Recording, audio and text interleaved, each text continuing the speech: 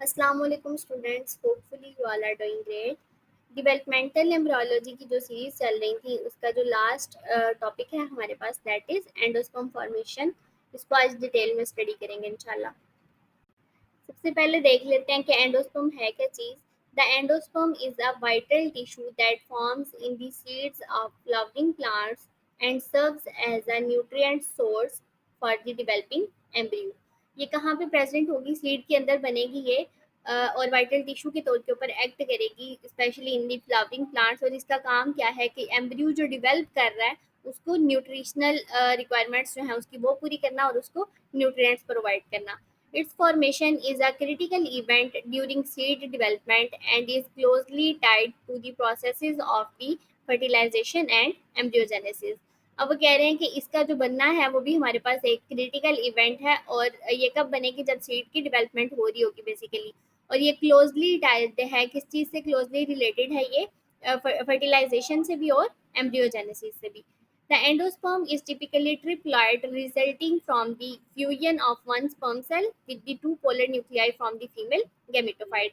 दोबारा से वही बात इसने की है इसके अंदर ट्रिप्लॉइड वाली, कि ये ट्रिप्लॉइड से ही ओरिजिनेट होगी। बेसिकली जो एंडोस्पर्म है ये ट्रिप्लॉइड से ही ओरिजिनेट होगी। और ये कैसे ओरिजिनेट होगी कि इसके अंदर एक स्पर्म सेल जो है वो हमारे पास दो पोलर न्यूक्लियाई के साथ जब उसने फ्यूजन की थी, पोलर न्यूक्लियाई जो फीमेल गैमेटोफाइट के थे उनके साथ जब इसने फ्यूजन की थी तो उसके बाद हमारे पास एंडोस्पर्म जो है वो ओरिजिनेट होगी। इसकी फॉर्मेशन की जो बिगिनिंग है वो कहाँ से होती है और कौन कौन सी इनिशियल इवेंट्स हैं वो देख लेते हैं। फर्स्ट ऑफ ऑल जी फर्टिलाइजेशन है और फिर इनिशियल इवेंट्स हैं। The process of endosperm formation begins with after the fertilization. Fertilization के बाद एंडोस्पर्म की फॉर्मेशन का प्रोसेस जो है वो शुरू होगा सीड के अंदर। नंबर वन पे उसने कहा है जी पोलिनेशन, ओवरव्यू दिया है पोलिनेशन का।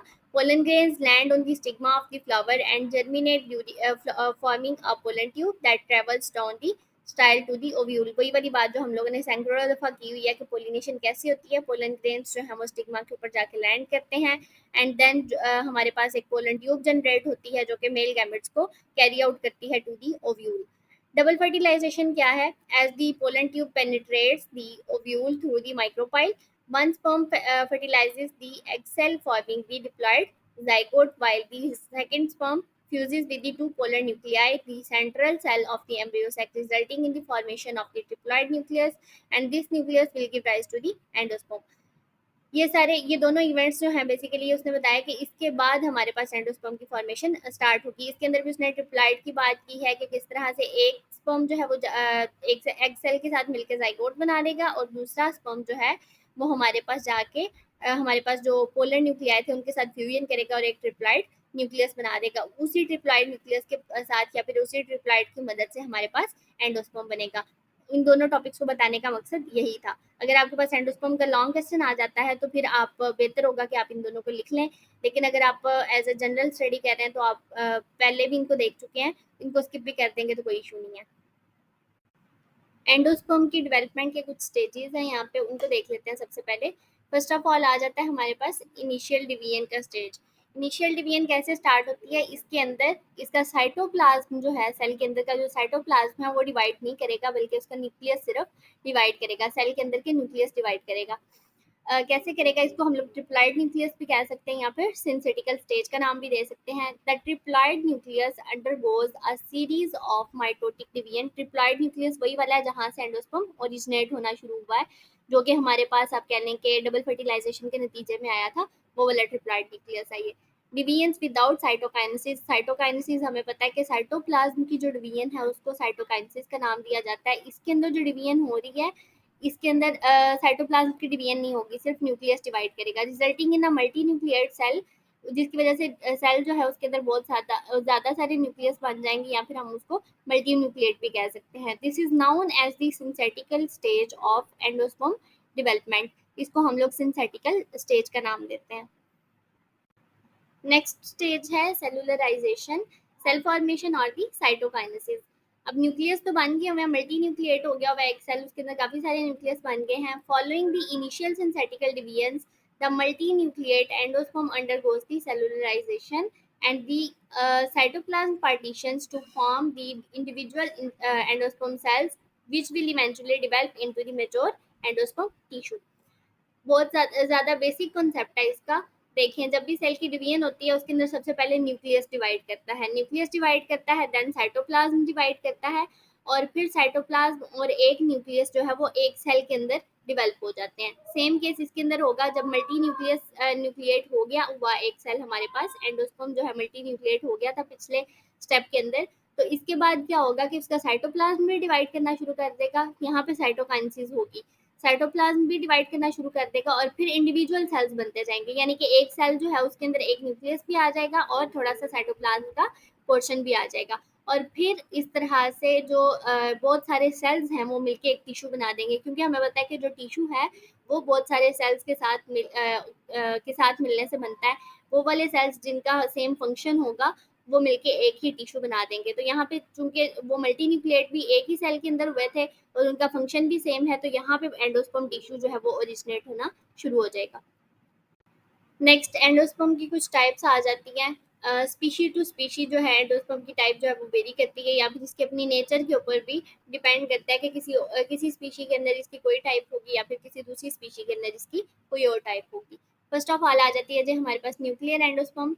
The endosperm remains largely multinucleate at maturity. This type is common in some monocots such as the corn or the semes.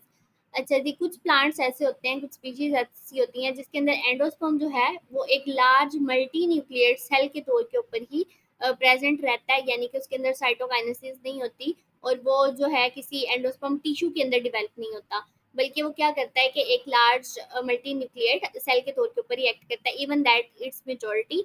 और ये ज़्यादातर किस में होता है? मोनोकोट्स में। मोनोकोट्स वही वाले प्लांट्स हैं जिनके अंदर सिंगल कोटिलेडन प्रेजेंट होता है, और इसकी बेस्ट एग्जांपल है हमारे पास कॉर्न। नंबर 2 पे आ जाती है सेलुलर एंडोस्पर्म। सेलुलर एंडोस्पर्म क्या है? In this type the endosperm undergoes complete cellularisation resulting in well defined cells. This is typical in many dicots such as beans. अच्छा जी, अब सेलुलर एंडोस्पर्म जो है इसके अंदर वही वाला प्रोसेस है, कॉमन प्रोसेस जो हम लोगों ने पहले स्टडी किया है, कि पहले मल्टी न्यूक्लियर सेल होगा, फिर उसके बाद साइटोकाइनेसिस होगी, और फिर जो है हर सेल वो मिलके क्या करेगा कि एक एंडोस्पर्म टिश्यू के अंदर डिवेल्प हो जाएगा। सेम इसके अंदर भी वही वाला केस होगा, और ज़्यादातर बीन्स के अंदर जो है सेलुलर एंडोस्पर्म प्रेजेंट होता है। थर्ड पे आ जाती है हमारे पास हिलोबियल एंडोस्पर्म।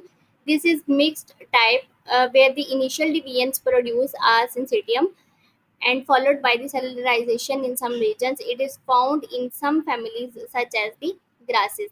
ये ऐसे प्लांट्स होंगी, ऐसे स्पीशीज होंगी, ज़्यादातर इसमें ग्रासेस आ जाती हैं जिनके अंदर mixed type of endosperms present होंगी। मिक्स्ड टाइप से क्या मुराद है? यानी कि इसके अंदर आप कह लें कि सिंसिटियल स्टेज भी होगा जिसके अंदर हमारे पास मल्टी न्यूक्लिएट सेल बना था, और उस मल्टी न्यूक्लिएट लार्ज सेल के कुछ पोर्शंस के अंदर जाके साइटोकाइनेसिस होगी और कुछ पोर्शंस के अंदर साइटोकाइनेसिस नहीं होगी। इससे ये मुराद है कि आप ये कह लें कि इसका कुछ थोड़ा सा पोर्शन टिश्यू के अंदर डिवेल्प हो भी जाएगा और कुछ पोर्शन जो है वो as a large multi nucleate cell के तौर के ऊपर ही एक्ट करेगा। नंबर 4 पे आ जाते हैं aleurone cells. Often a layer of the aileron cells which plays a crucial role in the mobilization of the nutrients during the seed germination. Endosperm tissues के साथ साथ हमारे पास कुछ एल्यूरोन सेल्स की लेयर भी बनती है, एक बाकायदा ये टिश्यू के अंदर जो डिवेल्प नहीं होते, लेकिन एक लेयर इनकी बनती है जिनका क्या काम होता है कि सीड की जर्मिनेशन के अंदर मोबिलाइजेशन करना न्यूट्रिएंट्स की, यानी कि न्यूट्रिएंट्स को अच्छे से प्रोवाइड करना और वहाँ पे मुहैया करना जितनी भी न्यूट्रिशनल रिक्वायरमेंट्स होंगी सीड की ड्यूरिंग द जर्मिनेशन। जो डेवलपमेंटल स्टेजेस हैं एंडोस्पर्म के, उनका एक ओवरव्यू देख लेते हैं कि अर्ली डेवलपमेंट के अंदर क्या होता है। In the early stages the endosperm grows rapidly expanding in volumes as it synthesises and accommodates the storage materials. Early time के ऊपर क्या होता है, जब आप कह लेंगे उसकी मल्टी न्यूक्लिएट बन रहा होता है सेल, या फिर उसकी साइटोकाइनेसिस हो रही होती है, उस टाइम पे सेल बड़ा रैपिडली ग्रो करता है, उसका वॉल्यूम जो है वो ज़्यादा होने लग जाता है, क्योंकि उसके अंदर स्टोरेज मटेरियल जो है वो ज़्यादा होने लग जाता है, और फर्दर उसको पता होता है कि मैंने सिंथेसाइज करना है एक टिश्यू की लेयर को, दैट्स वाई कि उसका वॉल्यूम जो है वो इंक्रीज होना शुरू हो जाता है। नंबर 2 पे आ जाती है हमारे पास storage accumulation. Different species accumulate different type of nutrients. जो स्पीशीज हैं, स्पीशीज से मुराद ये है कि प्लांट्स जो हैं, यानी कि उनके अंदर जो एंडोस्पर्म है वो डिफरेंट टाइप के न्यूट्रिएंट्स को आप कह लें कि अपने अंदर स्टोर करेगा या अकोमुलेट करेगा। सबसे पहले आ जाती है starchy endosperm. common in cereals like maize and wheat, where the starch serves as the primary energy source. ऐसे प्लांट्स जिनके अंदर स्टार्च जो है वो हमारे पास प्राइमरी एनर्जी सोर्स है। ऐसे प्लांट्स कौन से हैं हमारे पास? गंदुम है, चावल है, ठीक है। इनके अंदर क्या होता है कि सबसे पहले जो स्टार्च है वो स्टोर होना शुरू हो जाएगा। इनकी एंडोस्पर्म के अंदर स्टार्च जो है वो उसकी अकोमुलेशन सबसे ज़्यादा होगी। नंबर 2 पे आ जाते हैं एल्यूरिन सेल्स या फिर एल्यूरिन layer, seen in the legumes and some other plants providing the essential amino acids. Legume plants जो हैं उनके अंदर देखा गया है कि इनके अंदर एल्यूरिन सेल्स की लेयर होती है, जिस तरह हम लोगों ने पहले बात की थी। और इनका काम क्या है कि एसेंशियल अमाइनो एसिड्स को या फिर प्रोटीन्स को या न्यूट्रिएंट्स को प्रोवाइड करना उन स्पीशीज के अंदर जिनके अंदर ये प्रेजेंट हैं। नंबर 3 पे आ जाती है G hormonal regulation. Hormones such as auxins, gibberellins and cytokinins regulate endosperm development, influencing cell division, expansion and differentiation. अच्छा जी, ये कुछ हार्मोन्स हैं, ये क्या करते हैं कि उसके अंदर एंडोस्पर्म की जब फॉर्मेशन हो रही होती है उसके अंदर ग्रोथ रेगुलेटरी हार्मोन्स हैं, यानी कि ये बताते हैं कि कहाँ पे कितनी ग्रोथ जो है वो ज़रूरी है, कहाँ पे ग्रोथ को रोकना है, कहाँ पे कितना एक्सपैंड करना है और किन सेल्स को डिफ्रेंशिएट करना है। साथ ही साथ जो साइटोकिनिन है ये प्रमोट करता है सेल डिवीजन को। फॉर एग्जाम्पल, अगर उस सेल के अंदर न्यूक्लियस बंद रहा है तो उसकी मल्टी न्यूक्लिएट कॉपीज जो बनेंगी या फिर आप कह लें कि मल्टी न्यूक्लिएशन के बाद साइटोकाइनेसिस होगी और जो सेल अलग होंगे तो उनको क्या चीज़ प्रमोट करेगी? That is cytokinins. तो ये वो वाले हार्मोन्स हैं जो कि रेगुलेट करेंगे उसकी ग्रोथ को और एक्सपैंड करेंगे उसके साइज को। अब हम लोगों ने बात की थी कि एंडोस्पर्म टिश्यूज जो हैं ये प्लांट के अंदर न्यूट्रिशनल रिक्वायरमेंट्स जब सीड जर्मिनेट कर रहा होता है उसको पूरी करने में भी मदद देते हैं। तो किस तरह से देते हैं देख लेते हैं इसको। During germination, upon seed germination, enzymes such as the amylases and proteases are activated, breaking down stored nutrients in the endosperm. This process is often stimulated by the hormones such as gibberellins. पीछे भी हम लोगों ने पढ़ा था कि endosperm जो है वो न्यूट्रिएंट्स को अपने अंदर अकोमुलेट करके भी रखती है। कुछ स्टार्ची प्लांट्स हैं, अगर स्टार्ची स्पीशीज हैं जो स्टार्च को जल्दी अपने अंदर स्टोर करती हैं तो स्टार्च को कर लेंगी। बाकी अगर किसी और फॉर्म के अंदर न्यूट्रिएंट्स को स्टोर करती हैं तो किसी और फॉर्म के अंदर कर लेंगी। तो जर्मिनेशन जब स्टार्ट होगी तो क्या होगा? जिब्राइलिन जो है उस स्टोर्ड अमाउंट ऑफ न्यूट्रिशन को आप कह लें कि उनको ब्रेक डाउन करना शुरू कर देगा। उनकी इंजाइम्स को, अमाइलेजिस को, प्रोटीएजेस जो है, इस तरह के जो इंजाइम है ये क्या करेंगे? एक्टिवेट हो जाएंगे और ये न्यूट्रिएंट्स की ब्रेक डाउन करना शुरू कर देंगे, जिसकी वजह से जो न्यूट्रिएंट्स हैं वो इस तरह की लेस कॉम्प्लेक्स फॉर्म के अंदर आ जाएंगे जिनको प्लांट जो है वो इजीली यूटिलाइज कर सकते हैं। नेक्स्ट आ जाती है जी न्यूट्रिएंट ट्रांसफर। न्यूट्रिएंट तो हमारे पास आगे जब इंजाइम्स ने उनकी ब्रेक डाउन कर दी, लेकिन अब उनकी ट्रांसफर किस तरह से होगी? The nutrients released from the endosperm are transported to the developing embryo, supporting its growth until it establishes itself and begins photosynthesis. अब तब तक एंडोस्पर्म जो है वो न्यूट्रिएंट्स को ट्रांसफर करता रहेगा जब तक प्लांट जो है वो बिल्कुल इतना आप कह लें कि इतना एलिजिबल नहीं हो जाता कि उसके अंदर फोटोसिंथेसिस का प्रोसेस शुरू हो जाए। तब तक एंडोस्पर्म जो है उन्हीं एंजाइम्स की मदद से, अमाइलेजेस और प्रोटीएजेस की मदद से ही ब्रेक डाउन करता रहेगा स्टोर्ड न्यूट्रिएंट्स की और साथ ही साथ न्यूट्रिएंट्स को प्रोवाइड करता रहेगा प्लांट्स के डिफरेंट बॉडी पार्ट के अंदर, या फिर सीड जर्मिनेशन के दौरान भी और सीड जर्मिनेशन के बाद भी। फिर जैसे ही उसके अंदर से सीडलिंग डेवलप होना शुरू हो जाएगी और प्लांट इतना एलिजिबल हो जाएगा कि उसके लीव्स निकल आए और वो अपनी फोटोसिंथेसिस कर दे तो ये वाला प्रोसेस स्टॉप हो जाएगा।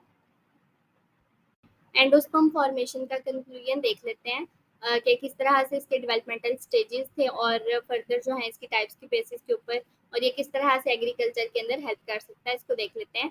सबसे पहले एंडोस्पर्म जो है वो एक जारी बात है मल्टी स्टेज प्रोसेस था हमारे पास, क्यों? क्योंकि ये शुरू हुआ था डबल फर्टिलाइजेशन से। डबल फर्टिलाइजेशन के अंदर हमारे पास ट्रिप्लाइड बना था। ट्रिप्लाइड के बाद फिर हम लोगों ने बात की कि माइटोटिक डिवीजन हुई, बहुत ज़्यादा सेल डिवीजन हुई। फिर उसके बाद सेल की डिफरेंशिएशन हुई ऑन द बेसिस ऑफ आप कह लेंगे डिफरेंट स्पीशीज या फिर different types of the endosperms, उसकी हम लोगों ने डिवीजन भी की और टाइप्स को भी डिटेल में स्टडी किया। और साथ ही साथ ये देखा कि ये किस तरह से सीड की जर्मिनेशन के अंदर हेल्प करता है। सारी बात है उसको न्यूट्रिएंट्स प्रोवाइड करना आप कह लें कि सबसे मेजर कंपोनेंट जो है वो प्ले कर रहा है इस टाइम पे। एंडोस्पर्म जो है टिश्यूज वो प्ले कर रहे हैं, क्या कर रहे हैं कि न्यूट्रिएंट्स प्रोवाइड कर रहे हैं सेल की जर्मिनेशन के दौरान। अगर वो न्यूट्रिएंट्स प्रोवाइड ना करें तो सेल की जर्मिनेशन रुक भी सकती है। लिहाजा ये बहुत ज़्यादा क्रूशियल रोल जो है वो प्ले करते हैं। और साथ ही साथ ये क्या करते हैं कि एग्रीकल्चरल सस्टेनेबिलिटी रखते हैं।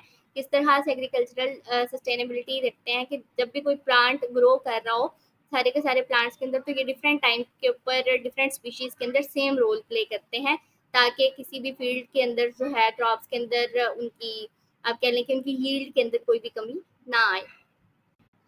Thank you for watching this video. आज हमारा डेवलपमेंटल एम्ब्रियोलॉजी का जो टॉपिक था वो बिल्कुल कंप्लीट हो गया। इसके बाद अगर आप लोगों को मजीद किसी टॉपिक के अंदर गाइडेंस की ज़रूरत है तो आप मुझे कमेंट बॉक्स के अंदर लाजमी बताएं। इसके अलावा मेरे चैनल को सब्सक्राइब करें, अपने फेलोज़ के साथ वीडियो को शेयर करें, ज़्यादा से ज़्यादा लाइक करें इसको। स्टे ट्यून्ड, स्टे ब्लेस्ड, अल्लाह हाफ़िज़।